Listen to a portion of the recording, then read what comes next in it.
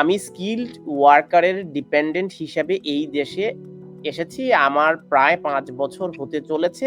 এই ক্ষেত্রে আমার ইংলিশ রিকোয়ারমেন্টটা কি হবে এবং আমি কবে এপ্লাই করতে পারবো? অবভিয়াসলি আপনি যখন ইনডিফিনিট লিভ টু রিমেইন করতে যাবেন এবং ব্রিটিশ ন্যাশনালিটির ক্ষেত্রে আপনাদের অবশ্যই দুইটা জিনিস লাগবে। সেটা হচ্ছে যে আপনার লাইফ ইন দ্য ইউকে আর হচ্ছে B1 ইংলিশ টেস্ট।